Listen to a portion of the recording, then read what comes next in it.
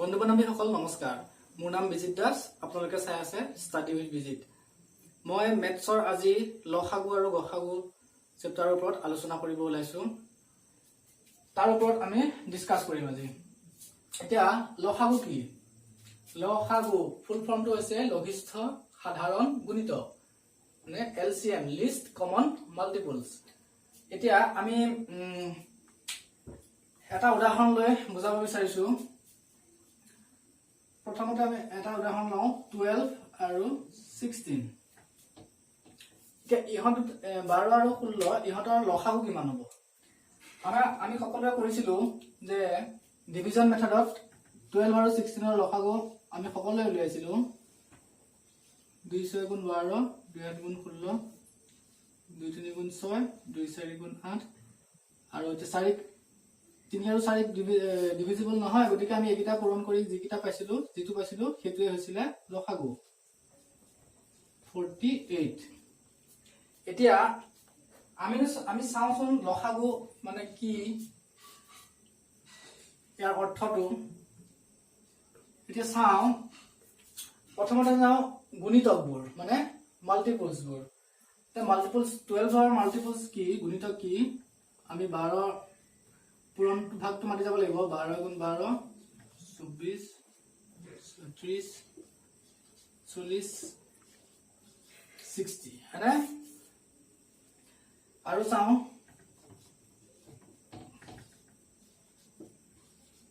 এইখিনি মই মুছি দিছো।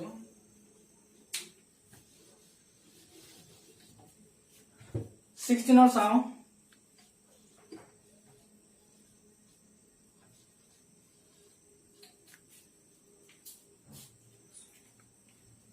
তাৰপিছত 16 গুণ 32, 48, 64, 80, 96। এতিয়া চাওঁ মই প্ৰথমে বুজাবলৈ চেষ্টা কৰিম, আপোনালোকে পিছত কেনেকে ইজি প্ৰচেছত মানে খুব কম সময়ত আমি উলিয়াব পাৰো সেইটো বিষয়ে ক'ম। এতিয়া চাওঁ ইহঁতৰ মাল্টিপলছ বিলাক, মানে গুণিতক বিলাক কোনবিলাক? এইবিলাক হ'ল গুণিত। এতিয়া ইয়াত আমি চাম কমন, মানে সাধাৰণ। এতিয়া দুইটাতে থকা গুণিতক কোনবিলাক? দুইটা থকা মাল্টিপল বিলাক, এইটো এটা 48 আৰু আছে 96 হয়নে? আৰু ওলাব, আমি যদি ইয়াৰ পূৰণ গুণিতক বিলাক উলিয়াই যাওঁ আৰু ওলাব। এতিয়া আমি গুণিতক বিলাক পালো, মানে মাল্টিপল বিলাক পালো, কমন বিলাকো পালো দুইটাৰে। এতিয়া লিষ্ট মানে লঘিষ্ঠ, আটাইতকৈ সৰু কোনটো? 48 হয়নে? গতিকে এই দুইটাৰে লসাগু হ'ব 48। আৰু এটা উদাহৰণ দিওঁ।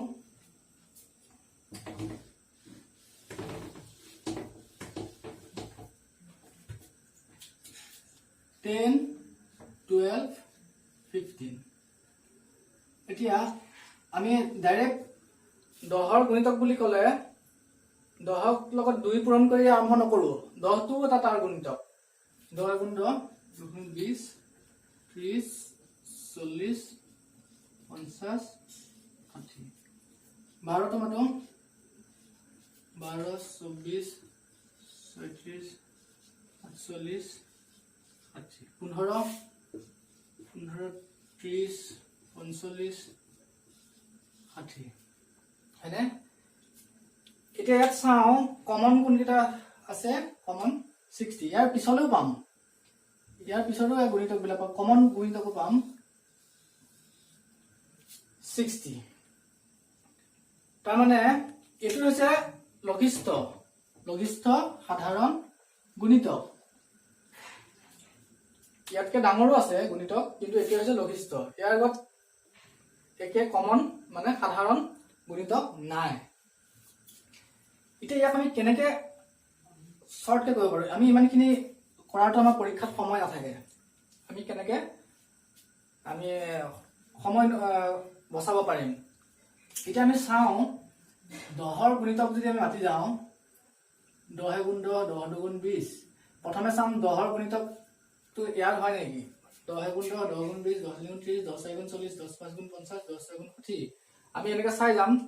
20ত চাম 20 টো 12 গুণিতক নহয় 15 নহয় 30 টো 12 গুণিতক নহয় 15 নহয় 15 হয় কিন্তু 12 নহয় মানে তিনিটাৰে হ'ব লাগিব 40 টো 12 নহয় 15 নহয় এনেকা চাই গৈ থাকিম আমি 60 যেতিয়া পাম 60 টো 10 ৰ গুণিতক 12 ৰ গুণিতক 15 ৰ গুণিতক হয়নে এতিয়া আমি 10 আমি চেক কৰোতে 10 ৰে চেক কৰিলে আমি কেটা স্টেপ যাব লাগিব এটা দুটা তিনটা চাৰিটা পাঁচটা স্টেপ 12 ৰে আমি যদি চাও কেটা স্টেপ যাব লাগিব এটা দুটা তিনটা চাৰিটা পাঁচটা 1 2 3 4 5 6 10 ৰে কৰিলে 6টা স্টেপ যাব লাগিব 12 ৰে কৰিলে 5টা স্টেপ আমি 15 ৰে যদি 15 গুণিতক বিলাক যদি চাও তেতিয়া হলে 4টা স্টেপতে হয় মানে সোনকালে কোনটো হ'ব যেটো ডাঙৰ সংখ্যাৰ গুণিতক বিলাক যদি চাও আমি 4টা স্টেপতে পাই যাম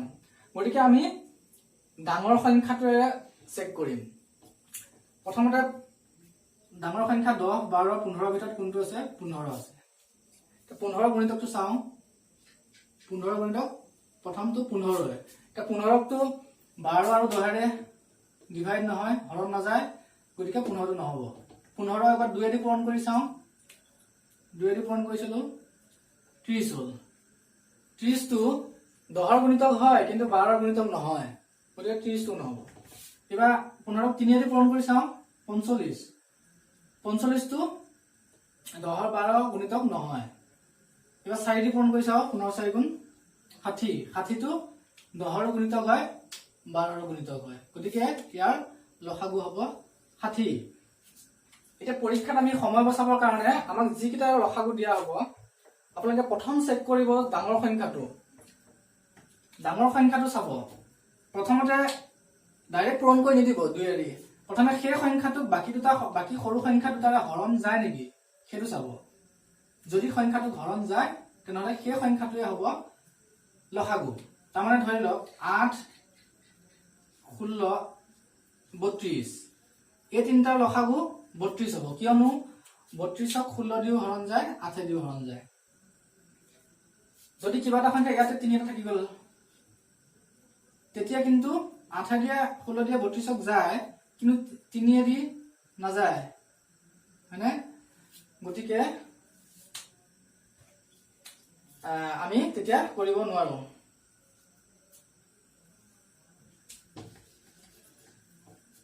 প্ৰথম চাব ডাঙৰ সংখ্যাটোৰে আমি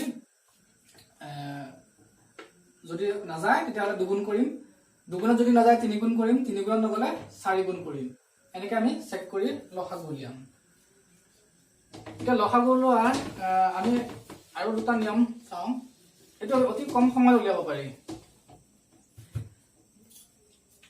প্ৰাইম ফেক্টৰ মানে সাধাৰণ মৌলিক উৎপাদকটো উলিয়াই পেলাই আমি কৰিব পাৰো 8 12 আৰু 16 8 12 16 আমি লসাগু কেনেকৈ উলিয়াম এটো মৌলিক উৎপাদক উলিয়াই প্ৰাইম ফেক্টৰাইজেচন কৰি 8 ৰ উৎপাদক কি 2 2 4 4 2 8 মৌলিক উৎপাদক উলিয়ালো তাৰ মানে 2 কিউব 12 ৰ 2 2 4 4 2 12 মানে 2 স্কয়ার ইনটু 3 16 2 2 4 4 2 8 8 2 16 মানে 2 টু দি পাৱাৰ 4 এতিয়া ইয়াত আমি চাম যে যেটো লসাগু হ'ব হেতু গুটেকিটা সংখ্যাৰে হৰণ যাব লাগিব 8 দিও যাব লাগিব 12 দিও যাব লাগিব 16 দিও যাব লাগিব গতিকে ইয়াত থাকে কমন কিন্তু গুটেকিটা থাকিব লাগিব গুটেকিটা হৰণ যাব লাগিব আমি এটা চাও 2 ইয়াতো আছে 2 ইয়াতো আছে 2 ৰ পাৱাৰ আছে কিন্তু গুটেকিটাৰে বেসটো 2 আছে এতিয়া আমি লসাগু উলিয়াবলৈ হলে এলসিএম উলিয়াবলৈ হলে ইয়াৰে কোনটো লম জিটোৰ পাৱাৰটো আটাইতকৈ বেছি 2 টু দি পাৱাৰ 4 কিয় লম এটো ইয়াত আছে 2 স্কয়াৰ ইয়াত আছে 2 কিউব কিন্তু 2 টু দি পাৱাৰ 4 ললো কাৰণ আমি যদি 2 স্কয়াৰটো লওঁ 2 স্কয়াৰটো ললে তো তাৰমানে এই গোটেই কিটাৰে হৰণ যাব লাগিব, মানে গোটেই কিটাতে থাকিব লাগিব।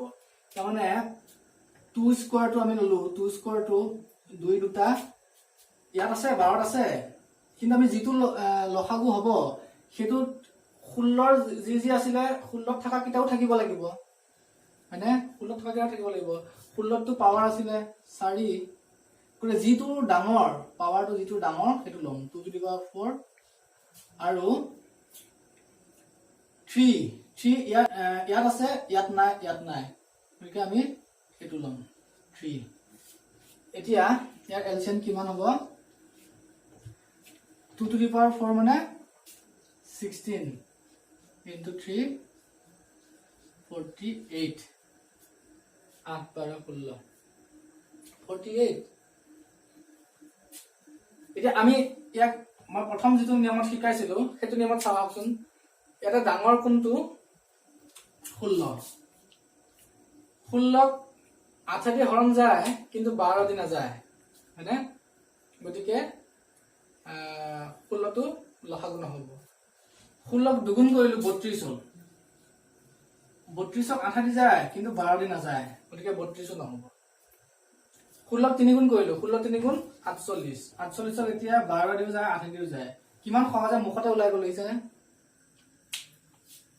এনেকে আমি মুখতে লসাগু উলিয়াব পাৰো। এই দুটা হৈছে নিয়ম। ডিভিজন মেথডটো আপোনালোকে জানে, ডিভিজন মেথডটো মই আকৌ ডিভিজন মেথডটো কৰি দিছো। 8 12 16 ইয়াক আমি ডিভিজন মেথডত কৰিলে প্ৰথমে মৌলিক উৎপাদকেদি আমি হৰণ কৰিম। 2 4 গুণ 8, 2 6 গুণ 12, 2 8 গুণ 16, আকৌ 2 দি কৰিলে 2 2 গুণ 4, 2 3 গুণ 6, 2 4 গুণ 8, আকৌ 2 দি যাব 2 গুণ 2, 3 নাযায় কাৰণ 3টো নামে আহিব, 2 2 গুণ 4। এতিয়া গোটেইকেইটা পূৰণ কৰিলে 2 2 গুণ 4, 4 2 গুণ 8, 8 3 গুণ 24, 24 গুণ 48। এইখিনি কৰোঁতে আমাক কিমান সময় লাগিলে? এইখিনি কৰোঁতে আমাক কমচে কম 30 ছেকেণ্ড লাগিব বা 20 ছেকেণ্ড লাগিব, কিন্তু আমি এনেকে যদি কৰো আমাক 10 ছেকেণ্ডো নালাগে। প্ৰেক্টিচ কৰিলে আৰু নেওতা কেইখন কমপ্লিট 20 ভাগলৈকে যদি নেওতা মুখস্থ থাকে আৰু সহজ হ'ব। নেওতা কেইখন কমপ্লিট সলসলীয়াকৈ ৰাখিলে ভাল হয়। আমি নেওতা মুখতে ওলাই যাব, 16 দুগুণ 16ক নাযায়, 12 দি চালো 16ক নাযায়, 8 দি যায়, এইটো নহ'ব। আৰু আমি এইটো কেনচেল কৰি দিব পাৰো। 8 দি প্ৰথমতে যেতিয়া 8টো যেতিয়া 16ৰ উৎপাদক, 8টো 16ৰ উৎপাদক, গতিকে 16ৰ যিকেইটা গুণিতক হ'ব সেইকেইটা 8 দি যাবই, আমি ইয়াক উলিয়াই দিব পাৰো। 8টো আমি নাচালেও হ'ব, এই দুটা কম্পেয়াৰ কৰিব লাগিব। কাৰণ 16ৰ যিকেইটা গুণিতক, যিহেতু 8টো 16ৰে উৎপাদক হয়, গতিকে 16ৰ গুণিতক কেইটাত 8 থাকিবই, ইয়াক আমি হিচাপৰ পৰা আমি আঁতৰাই দিব পাৰো। 16 আৰু 12 চালেই হ'ল, চেক কৰিলে এইটো আৰু সময় কমি যাব আপোনালোকৰ। 16 আৰু 12 চালেই হ'ল, 16 দুগুণ 32, 32ক নাযায়, 16 3 গুণ 48, 48ক যায়, গতিকে 48 হৈছে লসাগু। বুজি পাইছে নিশ্চয়?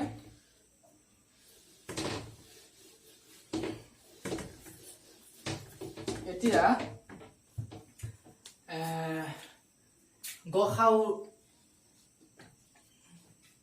গসাও উলিয়াম আহক।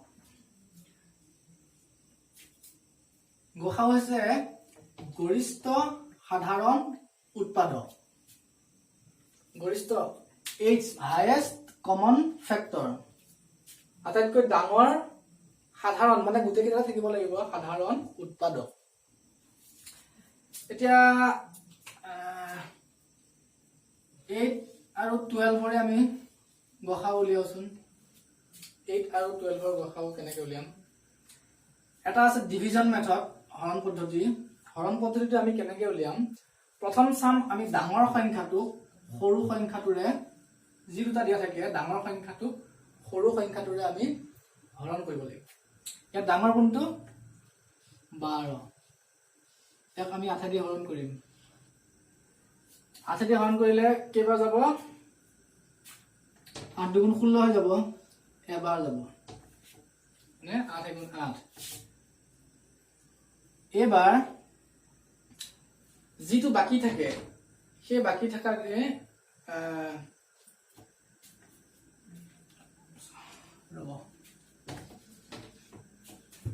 চাৰিওফালে পাতিলোঁ 8 এগুণ 8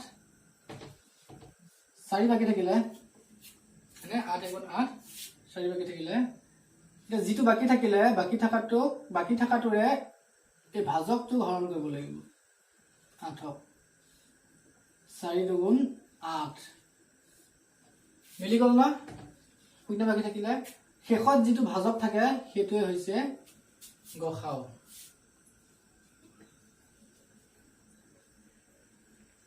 গসাও 4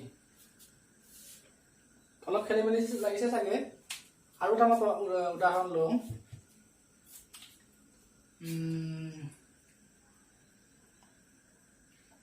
5 and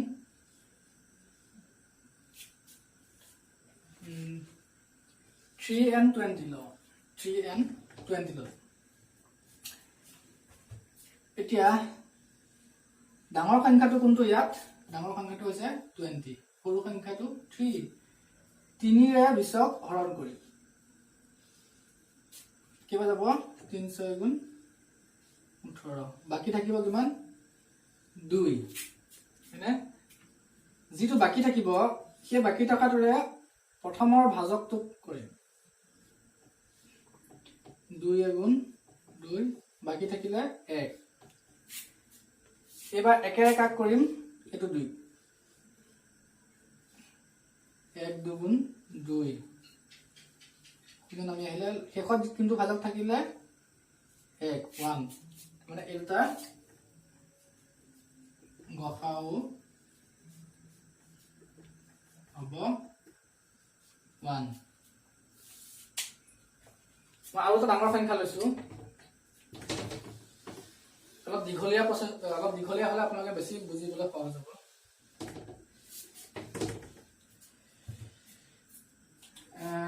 এটা সংখ্যা লওঁ 135 আৰু 225 ধৰি ললো এইটো এটা সংখ্যা ললো 135 225 ইয়াত ডাঙৰ কোনটো 225ক আমি 135 এৰে হৰণ কৰিব লাগিব 225ক 135 দিছিলো 135 এ 225ক দুবাৰ দিলে বেছি হৈ যাব গতিকে আমি এবাৰ দিম এবাৰ দিলে থাকিব 135 শূন্য তাৰপিছতে 90 থাকিলে হয়নে এবাৰ বাকি থাকিলে 90 ভাগ শেষ এই 90 ৰে আমি কাক কৰিব লাগিব 135 কৰিব লাগিব 90 ৰে 135 কেবা যাব দুবাৰ দিলে বেছি হৈ যাব 90 5 45 হয়নে এবাৰ 45 এৰে কাক কৰিব লাগিব আগৰ ভাজকটো 45 into 2 90 0 যেতিয়ালৈকে নোলায় তেতিয়ালৈকে আমি কৰি গৈ থাকিব লাগিব শেষত থকা ভাজকটো হৈছে 45 গতিকে 135 আৰু 235 ৰ HCF হৈছে 45 এতিয়া আমি ডিভিজন মেথডটো গম পালো আমি ফ্যাক্টৰ উলিয়াই পেলাই কৰি চাওঁ আহকচোন ফ্যাক্টৰ উলিয়াই 8 আৰু 12 ৰ গঠক গম পাইছিলো 4 8 আৰু 12 ৰ ফ্যাক্টৰ উলিয়াই কৰো উৎপাদক 8 ৰ উৎপাদক কি 2 দুগুণ 4 4 দুগুণ 8 12 ৰ 2 দুগুণ 4 4 তিনিগুণ 12 মানে 2 তিনটা আছে 2 কিউব 2 স্কয়ার into 3 ইয়াত HCF উলিয়াবলৈ হলে আমি এটো চাব লাগিব দুইটাটা থাকিব লাগিব তিনিটো দুইটাটা নাই গতিকে তিনিটো নহবই দুইটো তাৰ মানে গৰিষ্ঠ সাধাৰণ উৎপাদক হাইয়েস্ট কমন ফ্যাক্টৰ হ'ব লাগিব দুইটাৰে কিন্তু কমন হ'ব লাগিব তিনিটো কমন নহয় ইয়াত নাই গতিকে তিনিটো নহব দুইটো দুইটাটা আছে হ'ব কিন্তু 2 পাৱাৰ কিমান হ'ব পাৱাৰ কিমান হ'ব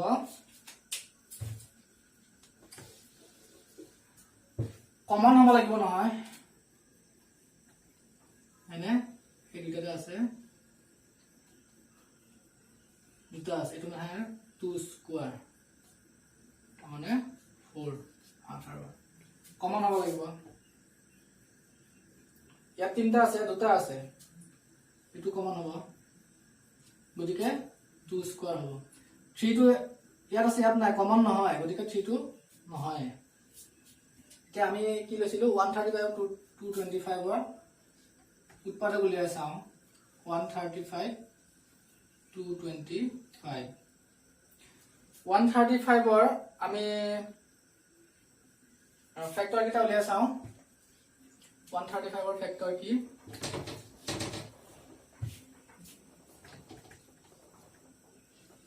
আসাৰি কৰিলে 5 2 গুণ 10 35 5 7 গুণ 35 3 9 গুণ 27 3 3 গুণ 9 5 into 3 into 3 into 3 মানে 5 into 3 cube 225 ওলিয়া চাও 225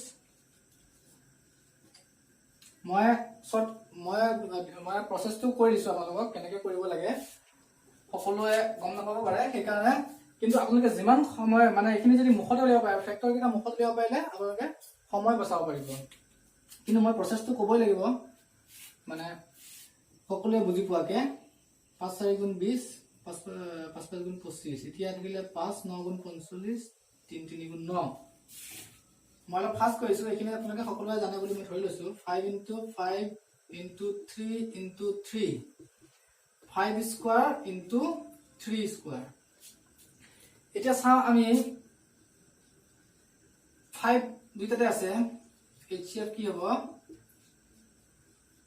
5 হবই কিন্তু পাৱাৰটো কি হ'ব ইয়াত ওপৰত একো নাই মানে কি 1 এটা আছে আৰু ইয়াৰ ওপৰত 2 এটা আছে এটা কমন হ'ব লাগিব না ইয়াত 5 দুটা আছে ইয়াত এটা আছে গতিকে এটা থাকাটোই হ'ব দুটা ইয়াত আছে কিন্তু ইয়াতটো নাই গতিকে 5 এটাই হ'ব 3 ইয়াত দুটা আছে ইয়াত তিনটা আছে মানে দুটা থাকাটো হ'ব মানে 3 স্কয়াৰ হ'ব 3 স্কয়াৰ 5 into 9 9 5 গুণ 45 আমি ডিভিজন মেথডত এই দুটা কৰি কেনে আছিল 45 আৰু ফ্যাক্টৰাইজেশন কৰি পাইছিলো আমি পালো আমি এটো 45 এনেকে আপোনালোকে সময় বচাব হলে আপোনালোকে নেওতা এখন কিন্তু মুখস্থ কৰিব নেওতা এখিনি মুখস্থ হলে আপোনালোকৰ খুব অতি সহজতে মুখতে আৰু প্ৰেক্টিস লাগিব প্ৰেক্টিস যিমান পাৰে আপোনালোকে প্ৰেক্টিস কৰক এনেকুৱা প্ৰবলেম মই নিয়ম কিটা শিকাই যাম কিমান সহজতে কৰিব পাৰি তাৰ টেকনিক বিলাক দি যাম আপোনালোকে প্ৰেক্টিস কৰিব লাগিব ঘৰত কিন্তু যিমান প্ৰেক্টিস কৰিব সিমান আপোনালোকে কম সময়ত উলিয়াব পাৰিব ঠিক আছে ইয়াৰ পিছত মই লখাগু গখাগুৰ ওপৰত কেনেকুৱা ধৰণৰ প্ৰশ্ন আহিব পাৰে সেই প্ৰশ্নৰ ওপৰত আলোচনা কৰিম আপোনালোকে নেক্সট ভিডিঅ'টোলৈ অপেক্ষা কৰক ঠিক আছে মোৰ ভিডিঅ'টো চাই ভাল লাগিলে লাইক কৰিব শেয়াৰ কৰিব সাবস্ক্ৰাইব কৰিব আৰু নটিফিকেশন পাবৰ কাৰণে বেল আইকনটো বজাই দিব ধন্যবাদ